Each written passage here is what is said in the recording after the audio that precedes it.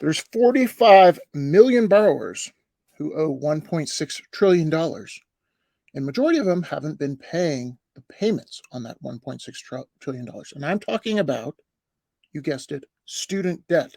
Student debt is one of the massive elephants in the room when it comes to the fiscal cliff we're facing here. And January 1st is a big date for them because the 9 delays in student loan payments since the pandemic are now over. Not to mention that the federal government and the Democratic Party lied to them about them being able to get their loans paid off because it was unconstitutional. Because you are literally taking money from other taxpayers to pay off their student loans. Again, the government doesn't create money, it takes it from somewhere else, and that would be other taxpayers. Let's take a look at this story here from the New York Post.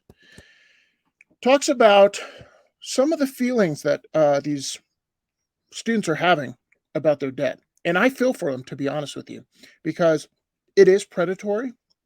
Unfortunately, they put the blame on uh, places they shouldn't, maybe the federal government. But I would say the federal government does have some responsibility, and that's mainly making college more affordable. That's what they call it. I call it making it more expensive and putting you into more debt. But everyone needs to be able to go to college. Again, governments don't understand the first rule of economics, which is scarcity. In schools, just like anything else, supply and demand. And these schools are making money hand over fist.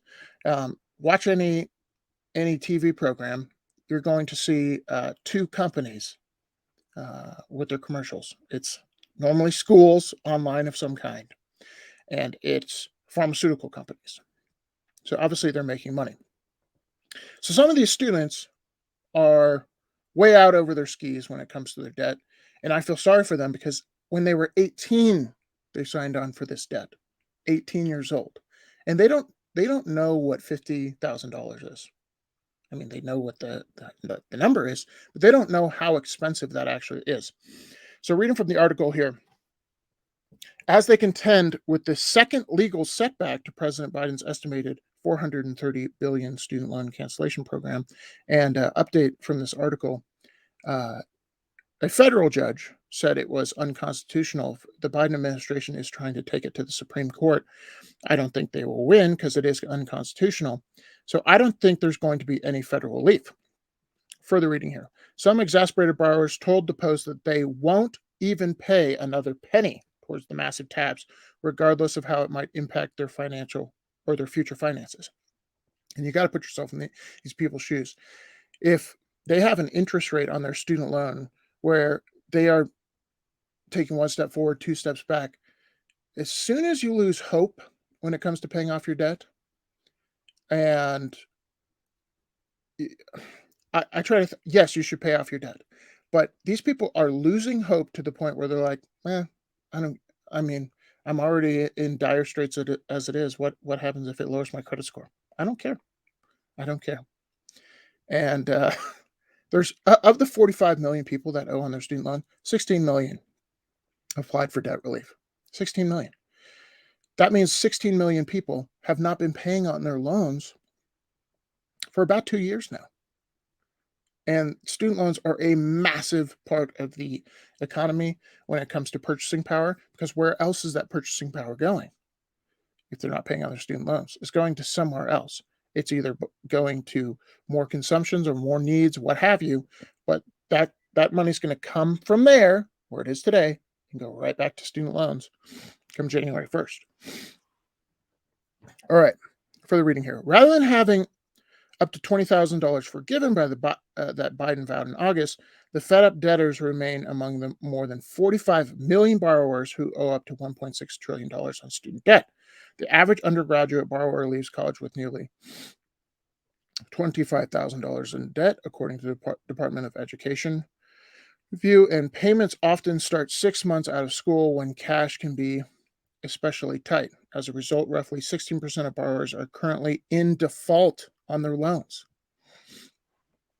And so this is a social experiment of some kind, because we're kind of in the first generation of people that have gone into debt, massive amounts, to pay on school. Why? Because school's gotten more expensive. Thank you to the federal government.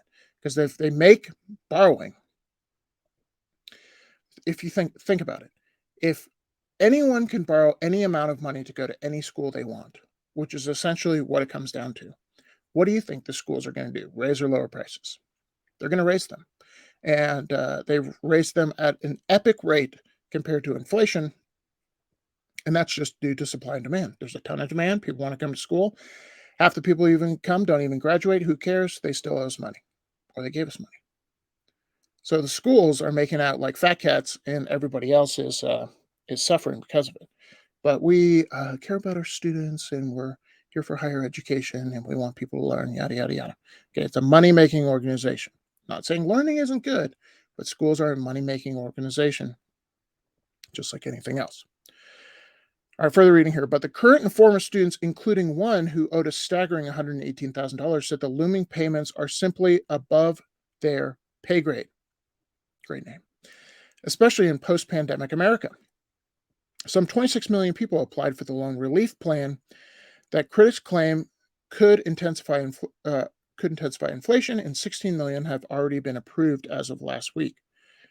White House Press Secretary Karine Jean-Pierre told reporters. So 26 million people applied for Biden's plan, meaning they probably can't pay on their loans or they're having a difficult time.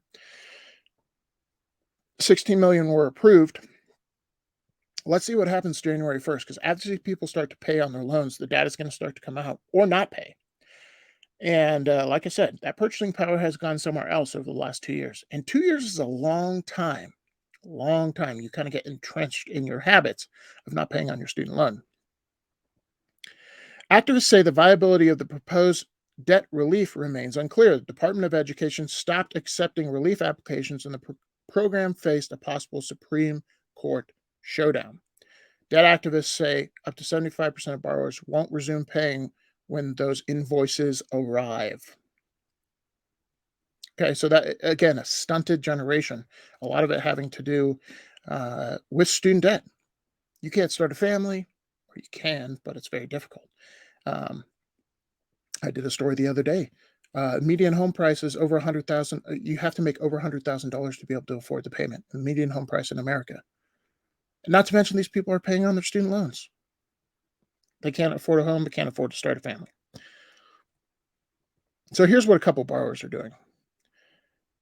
Colleen, 52, says the student loan system is helplessly trapped in a death spiral, total free fall coming in months. Agreed.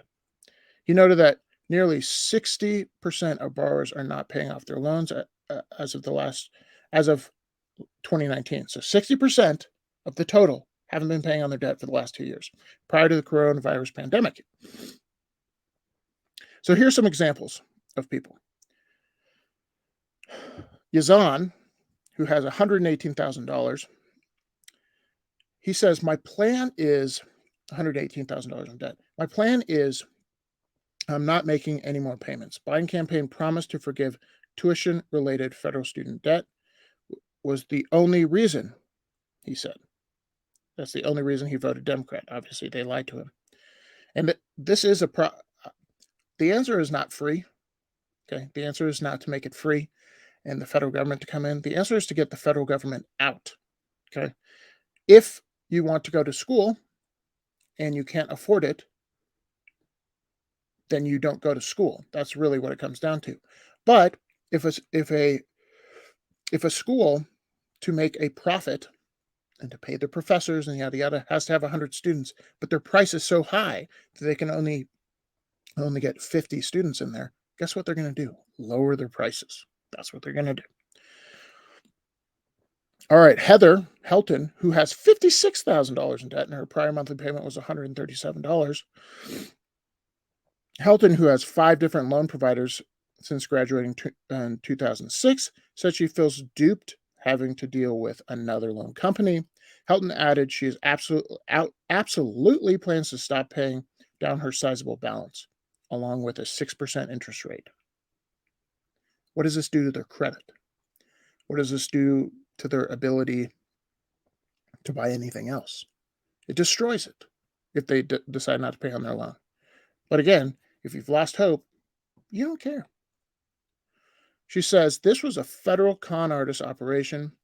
She told the Post they knew exactly what they were doing and it caused a lot of false hopes. I couldn't agree with you more there. Again, we have to point the finger at the right people. The people we should point the finger at is the federal government. As soon as they came into the student loan program and said everyone needs to be able to afford school, they literally are saddling people with debt for a lifetime. A lifetime. And colleges acquiesced and started charging more. So it's a sad state of affairs, but I think it is like I said, it's the elephant in the room. January 1st, these loans have to start being paid off again. And rumor on the internet, and there's a lot of people saying, I'm just not going to pay. I haven't paid for 2 years, and I'm going to continue not paying. I think it's going to cause massive economic disruptions. $1.6 trillion of debt is pretty big, and 26 million people who haven't been paying on it. That purchasing power is going to go right back into college loans instead of cars or homes or whatever else they were buying over the last 2 years. All right, let me know what you guys think in the comments below. See you guys in the next one. Peace.